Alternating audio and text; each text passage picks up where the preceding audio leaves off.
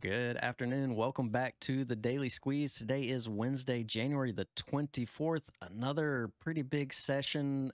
Markets gapping higher, especially the NASDAQ and the SPY.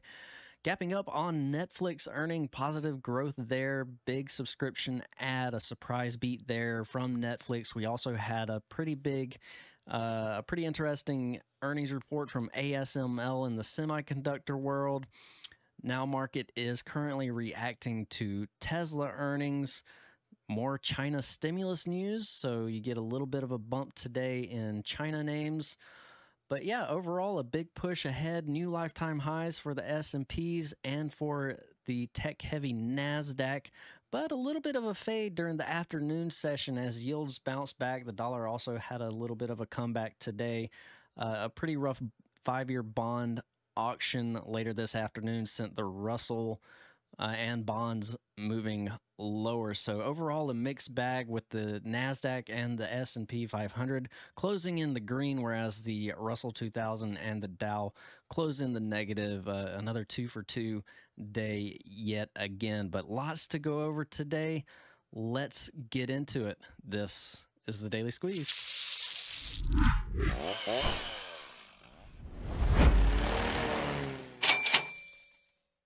Let's just jump right into things. First, looking at the intraday chart on the SPY. As you can see, we had this nice little run up during the morning session. Nice little bull flag around the 10:30 o'clock area. Actually went long at that point and had a nice win. Took some calls from 90 cents all the way to $1.20. I think ultimately they went up to about $1.50. So overall, a pretty nice day trade win. But ultimately, during the afternoon session, we had a little bit of a fade starting around 1 o'clock. We also had a pretty uglier bond market sell off there to go along with the 5-year bond auction. So yeah, that didn't go over too well. The IWM pretty sensitive to the yields still battling things out, still holding around that 4.2% mark. If we want to turn this into a daily chart here, let's go check out the TNX. This is your 10-year treasury yield. As you can see here, pretty much it's not dying down. We're still battling with inflation and all that kind of good stuff. So yields are still higher. And yeah, the Fed continues to keep things heated there. So yields continue to hold steady. The dollar started out on a nice move downward. That gave us a good thrust upward in stocks, and as you can see, we have this nice little long wick here, and the dollar bulls came in and they continue to hold the line around that 102 mark. So we definitely want to continue to keep an eye on the dollar if these headwinds persist. But overall, the market has been waving these things off for the most part, and the market continues to make fresh lifetime highs. So yeah, today's big winner off of earnings is definitely ASML. ASML up, closed out the day up 8.85%, was up well over 10% on the day. ASML makes extreme ultraviolet lithography machines that are critical for high-end, high-tech chips, and their biggest customers are Intel and TSM. But yeah, they posted a EPS beat of 5.66 versus 4.76, so a pretty good beat there on sales of 7.66. The guidance for 2024 for this year was a little lackluster. They did say that they do see that sales are going to be kind of stagnant and slow this year, but the key thing that the market picked up on was that their sales for 2025 look pretty darn good. So investors took that and just ran with it. So 2025 is looking pretty good for ASML, according to them. So good job there on ASML, new lifetime highs. Another story out of today is definitely the China names. Again, yesterday we talked about how there was that rumor report from Bloomberg stating that they were discussing pumping in offshore accounts to, prop up their stock market. And today we saw a second bounce here on this is the HSI, the Hang Seng Index. They've had their pretty good strong days these past few days. Hang Seng up about 3.5%, and a surprise move today out of the People's Bank of China to lower the reserve requirements for banks by about 50 basis points. And what this will do, it will provide about 141 billion in long-term capital. So in essence, this move by the PBOC is a bid to increase liquidity within their market and to step up lending. It is also worth to note here that so far stimulus moves have left investors pretty unimpressed, as the chart is still overall top left to bottom right. It's just a series of lower lows and lower highs. So definitely want to stress that importance here on China names. Even they get this temporary news and we get these news pops and possible stimulus. Overall, investors have just been, wanting more. They need more out of the government, and just overall, the U.S. markets are making lifetime highs. China, they're struggling here, and they're actually almost back down to 15-year lows. They're almost down at the lows back in October, like we discussed yesterday. So yeah, a nice little bounce. Is it going to be enough? We just don't know enough information here. So China, although interesting, still definitely a tricky place to be. We definitely need more information. And also, if you're a technical trader, you need a higher high, and you just don't have that just yet. Moving on to our swing trade, BRK.B. What a glorious payout today. Berkshire.B, we ended up going long yesterday on this breakout here at 369.37. We took February contracts and hit our price target at the next lifetime high area of about 373.34, and all out at our PT2 here at 376.25. We ended up taking those calls up to about 55% from $5.95 all the way up to about $9.20. In fact, I think they even hit a high well over $10. So amazing play here on Berkshire, lifetime high breakout name.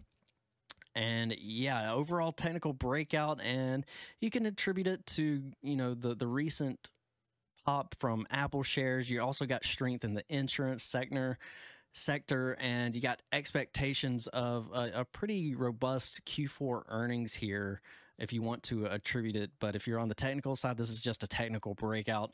All in all, very bullish name, and yeah, proud to be part of that one. Big winner this week.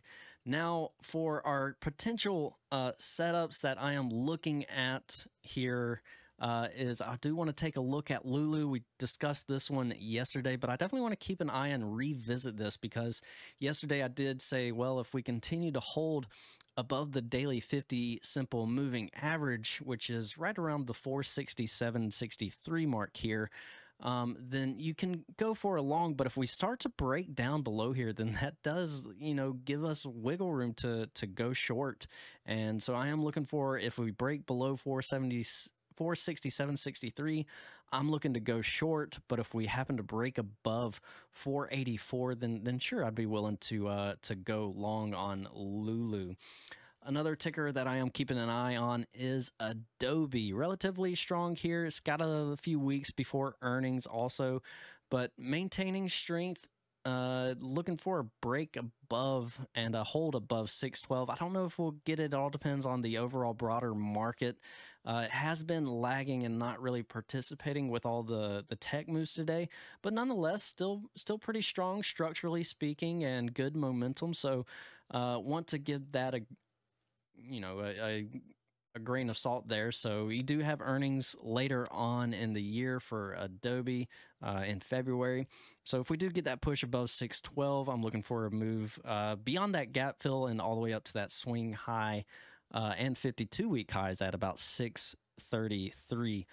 Another ticker to be on the lookout for is CELH, Celsius Holdings. A little bit of a possible bear flag here on Celsius. If we break down below 51.68 there, I'm looking for a push down back to support, prior support down here at about the 49 mark. So big level here, but possible bear flag here on CELH to pay attention to.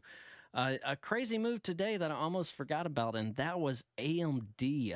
New lifetime highs, hitting a high of $180.58, up 20% since the start of the year. You had another analyst upgrade, this time from New Street, had an increase to buy from hold. This follows a report from yesterday when Wedbush, lifted their price target to $200. The analyst from New Street basically said that Lisa Su is to be taken serious, and that she pointed out that the market for data center artificial intelligence chips are to be around $400 billion by the year 2027. And even if they only hit the halfway mark of that $400 billion overall, then AMD's stock price could even be worth quadruple of where it is now. So AMD also running, NVIDIA's having a great year. You had the report from ASML this morning. So overall, semiconductors continue to be quite impressive, and it's hard to be bearish on this market when you got the semiconductor ETF, the SMH, also moving into lifetime highs. Now for the big cojones today, and that is Tesla. Tesla reported their earnings at the close of the bell. The expectations was 74 cents on 25.62 billion in sales, and in fact, unfortunately, they did report a double miss. So it's going to come down to the conference call and what insights that they can bring to the board. It leads to questions, because of this double miss, how strong or how weak exactly is the EV demand. We know it's been shrinking, competition has been heating up. So yeah, we also saw that operating income, they said that operating income was impacted by the cost of the Cybertruck.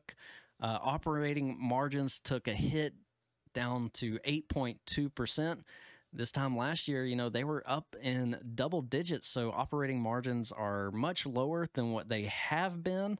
So yeah, look for the conference call to come in. You did get a bounce there at 195. You do have some support at about the 193 mark. If I can bring back up the daily chart here.